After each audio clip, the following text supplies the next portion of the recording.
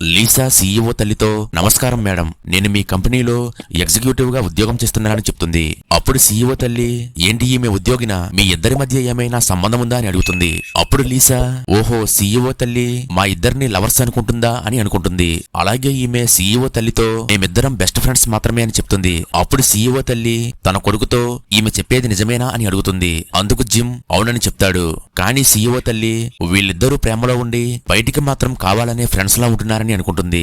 అలాగే తన కొడుకుతో, నీ ఎంప్లాయీ వల్ల ఇక్కడ డిస్టర్బెన్స్ జరిగింది, నువ్వు దీన్ని సాల్వ్ చేయకపోతే ఇది మన కంపెనీకే చెడ్డ పేరని చెప్తుంది. అప్పుడు సీఈఓ లీసాతో, ఈ నెల జీతంలో నీకు సగాన్ని కట్ చేస్తున్నానని చెప్తాడు. ఇది వినగానే లీసా షాక్ అయ్యి, ఏంటి నా జీతం నుంచి సగం తగ్గిస్తున్నారా, ఇది చాలా అన్యాయమని అంటుంది. అప్పుడు సీఈఓ తల్లి అక్కడ నుండి వెళ్ళిపోతుంది. ఆ తరువాత లీసా సీఈఓతో, మరీ జీతంలో సగం తగ్గించేస్తే నేనెలా బ్రతకాలి సార్ అంటూ సీఈఓని బ్రతిమలాడుతూ ఉంటుంది. అప్పుడు సీఈఓ, నువ్వు ఎలానే నన్ను బ్రతిమలాడుతూ ఉంటే ఆ సగం జీతంలో నుంచి కూడా తగ్గించాల్సి వస్తుందని చెప్తాడు. అప్పుడు ఈమె ఈ కుర్రాడి మీద కోపంతో ఉంటుంది.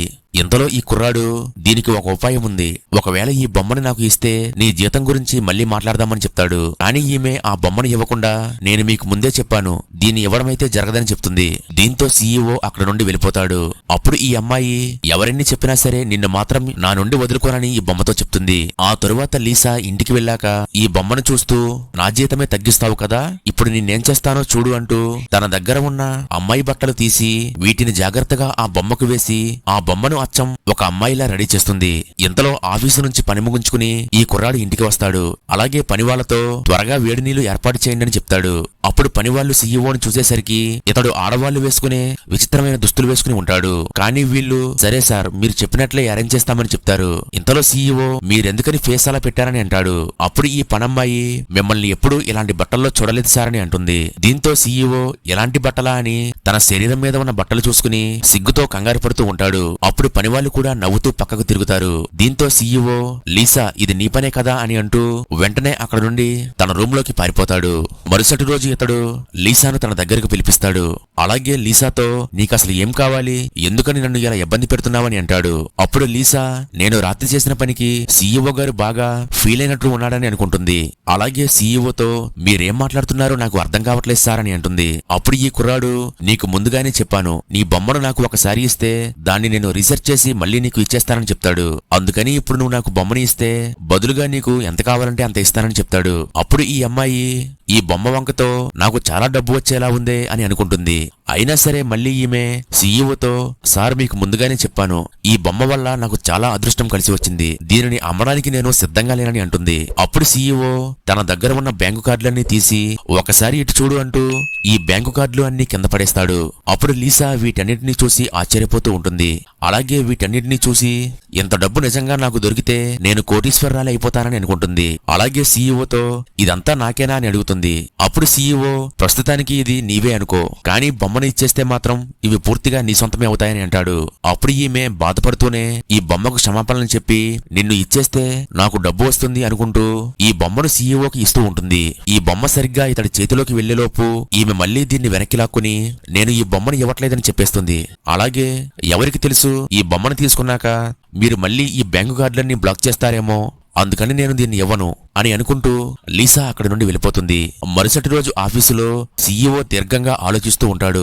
అప్పుడు అసిస్టెంట్, మీరెందుకని సార్ ఇలా ఆలోచిస్తూ ఉంటున్నారని అంటాడు. ఇంతలో సీఈఓ, ఒక మనిషిని డబ్బుతో కాకుండా వేరే ఎలా కాంప్రమైజ్ చేయాలో నీకేమైనా ఐడియా ఉంటే చెప్పని అడుగుతాడు. అప్పుడు అసిస్టెంట్, ఈ మధ్య సీఈఓ ప్రవర్తన చాలా తేడాగా ఉంటుంది, బహుశా ఇతడు లీసాతో ప్రేమలో పడ్డాడేమో అని అనుకుంటాడు. అలాగే సీఈఓతో, మీరు లీసా గురించి మాట్లాడుతున్నారు కదా, సరే నాకు అర్థమైంది, ఒక పని చేయండి, మీరు ఆమెను మీ పర్సనల్ సెక్రటరీగా పెట్టుకోండి, అప్పుడు మీరు ఆమెను రోజు దగ్గర నుండి చూడొచ్చు, అలాగే ఆమె చేసే ప్రతిదీ మీకు తెలుస్తూనే ఉంటుంది అని అంటాడు. ఇది వినగానే సీఈఓ, ఈ ఐడియా చాలా బాగుంది, ఆమెను సెక్రటరీ చేయడానికి ప్రాసెస్ స్టార్ట్ చేయని చెప్తాడు. ఇంతలో లీసా కాఫీ తాగుతూ ఆఫీసులో తన వర్క్ చేసుకుంటూ ఉంటుంది.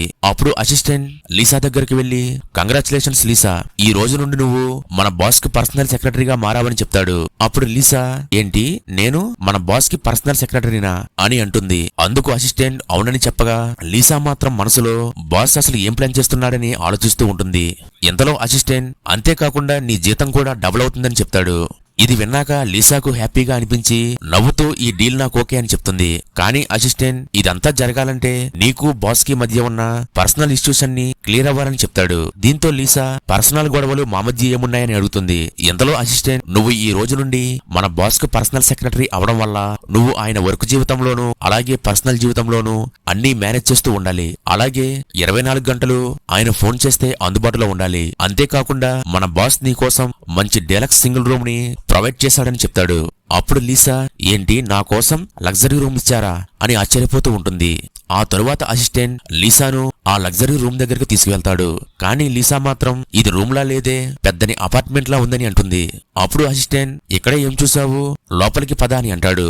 అయితే వీరిద్దరూ లోపలికి వెళ్లేసరికి అప్పటికే సీఈఓ లీసా కోసం ఎదురు చూస్తూ ఉంటాడు. ఎంతలో లీసా కొంపదీసి ఇదేమైనా సీఈఓ గారి ఇల్లా అని అనుకుంటుంది. అప్పుడు అసిస్టెంట్ లగేజ్ ని లోపలికి తీసుకెళ్తూ ఉంటాడు. అప్పుడు లీసా సీఈఓ దగ్గరికి వెళ్లి సార్ ఇదంతా మీరు అసలు నాకెందుకని చేస్తున్నారని అంటుంది. అందుకు సీఈఓ నీకు ముందుగానే చెప్పాను, నాకు నీ బొమ్మ కొన్ని రోజులు ఇస్తే దాన్ని స్టడీ చేసి ఇస్తాను. కానీ ఎప్పటికీ నువ్వు ఆ బొమ్మను నాకు ఇవ్వడానికి ఇష్టపడలేదు. అందుకని నేను దీనికి ఒక పరిష్కారం కోసం ఇదంతా చేస్తున్నానని చెప్తాడు. అప్పుడు లీసా ఈ బొమ్మ కోసం ఇంత ప్లాన్ వేసావా అని అనుకుంటూ ఉంటుంది. అలాగే మీకు ఉన్న సమస్యల్ని మీరు అసిస్టెంట్ నే సరిచేయలేకపోయారు, అలాంటిది సాధారణ ఉద్యోగిని నేనెలా సరిచేస్తానని నాకు ఇంత పెద్ద పదవి ఇచ్చారని అంటుంది. అప్పుడు సీఈఓ పర్సు తీసి అందులో ఉన్న బ్యాంకు కార్డులన్నీ బయటికి తీసి వీటన్నిటిలో మొత్తం 50 కోట్లు ఉన్నాయి, ఇప్పుడేమంటావని అంటాడు. దీంతో లీసా మీకు ఎలాంటి సమస్య ఉన్నా సరే వాటిని నేను క్లియర్ చేస్తాను, నేను తప్పకుండా మీరు చెప్పిన పనులన్నీ చేసేస్తాను అని అంటుంది. అప్పుడు సీఈఓ వీటన్నిటిని పక్కన పెడితే నువ్వు ఆ బొమ్మను మెడలో వేసుకోవడం మానేయాలని చెప్తాడు. దీంతో లీసా మీరేం భయపడకండి, నేను ఖచ్చితంగా ఈ బొమ్మను మెడలో వేసుకోనని చెప్తుంది.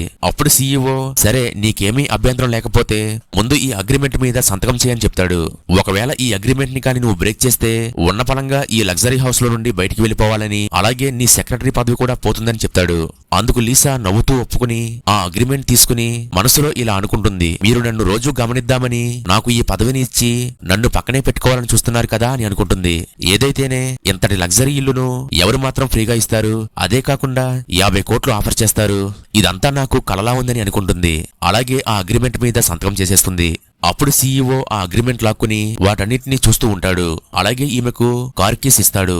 అప్పుడు ఈమె ఈ కీ చూడగానే ఇది లగ్జరీ కారులా ఉందని మురిసిపోతూ ఉంటుంది. అప్పుడు సీఈఓ రేపటి నుండి నువ్వు నన్ను పికప్ చేసుకుని ఆఫీస్ కు తీసుకువెళ్ళాలి, అలాగే నేను ఎక్కడికి వెళ్లాలన్నా నువ్వే సెక్రటరీగా పక్కన ఉండి నన్ను తిప్పుతూ ఉండాలని చెప్తాడు. ఇది వినగానే లీసా సరే సార్ అని ఒప్పుకుంటుంది. మరుసటి రోజు ఆఫీస్ ముందుకు ఒక లగ్జరీ కారు వచ్చి ఆగుతుంది. అప్పుడు అక్కడున్న ఎంప్లాయీస్ అందరూ ఈ కారు ఎవరిది, మన కంపెనీ దగ్గర ఇంతటి లగ్జరీ కార్ ఎప్పుడూ చూడలేదు కదా అని అనుకుంటారు. ఒకవేళ ఇది మన బాస్ ది అంటావా, అయితే బాస్ కి ఇంత లగ్జరీ కారు ఉంటే ఎప్పుడూ ఆఫీస్ కి వేసుకురాలే కదా, ఇంతకీ ఈ కారు ఎవరిదై ఉంటుందని అక్కడున్న ఉద్యోగులందరూ మాట్లాడుకుంటూ ఉంటారు. ఇదే సమయంలో ధనిక అమ్మాయి అక్కడికి వస్తుంది. అప్పుడు లీసా ఆ లగ్జరీ కారులో నుండి బయటకు దిగుతుంది. అయితే లీసాను చూసి ఈమె ఎప్పుడు ఎంత రిచ్ అమ్మాయిలా మారిందని వాళ్ళంతా ఆశ్చర్యపోతూ ఉంటారు. అయితే ధనిక అమ్మాయి దీనికి ఇవ్వాలైనా సరే ఖచ్చితంగా బుద్ధి చెప్పాలని వెంటనే ఆఫీస్ లోకి వచ్చి నేరుగా జిమ్ రూమ్ లోకి వస్తుంది. అప్పుడు జిమ్ నువ్వెందుకని ఇక్కడికి వచ్చావని అడుగుతాడు. దీంతో ధనిక అమ్మాయి జిమ్ నేను నిన్ను చూడడానికి వచ్చాను, అలాగే నీకు గుడ్ న్యూస్ చెప్పాలి, నేను ఓపెన్ చేసిన రిసార్ట్ సక్సెస్ఫుల్ గా రన్ అవుతుంది, అలాగే ఒకసారి నువ్వు వచ్చి నా రిసార్ట్ కి సపోర్ట్ చేయాలని తన దగ్గర ఉన్న పాంప్లెట్ ఇస్తుంది. అందుకు సీఈఓ సరేనని చెప్తాడు. అప్పుడు ధనిక అమ్మాయి జిమ్ మనిద్దరం చిన్ననాటి నుండి స్నేహితులుగా ఉన్నాం, కానీ ఈ మధ్య అసలు నువ్వు నన్ను పట్టించుకోవట్లేదని ఇతడి చేతిని పట్టుకుని ఈ రోజు రాత్రి మనం డిన్నర్ కి వెళ్దామని అడుగుతూ ఉంటుంది. కానీ జిమ్ మర్యాదగా చేతిని వదులు అని అంటాడు. అలాగే ఈమెతో ఇప్పుడు గాని నువ్వు బయటికి వెళ్ళకపోతే సెక్యూరిటీని పిలిచి నిన్ను బయటికి గెంటేస్తానని వార్నింగ్ ఇస్తాడు. ఇదే సమయంలో లీసా సీఈఓ దగ్గరికి వస్తూ ఉంటుంది. అలాగే ఆ ధనిక అమ్మాయిని చూసి నువ్వు ఎక్కడ కూడా తయారయ్యావా అంటూ ఆమెను తిడుతూ ఉంటుంది. ఇది వినగానే ధనిక అమ్మాయి నువ్వు అసలు ఏమంటున్నావు అని అనగా నేనేం తప్పుగా అనలేదు, నీ వల్ల గత రాత్రి నా పార్టీ మూడంతా డిస్టర్బ్ అయిందని అంటుంది. అయితే ధనిక అమ్మాయి ఈమెను తిట్టబోయి వెనకాలే ఉన్న సీఈఓను చూసి సరే నీ పని తర్వాత చెప్తానని అక్కడ నుండి వెళ్ళిపోతుంది. ఆ తరువాత ఏం జరిగిందో తెలియాలంటే వీడియో లైక్ చేసి పార్ట్ 4 అని కామెంట్ చేయండి. ఇలాగే ప్రతిరోజు మంచి డ్రామా వీడియోస్ చూడాలంటే మన ఛానల్ సబ్స్క్రైబ్ చేసుకోండి.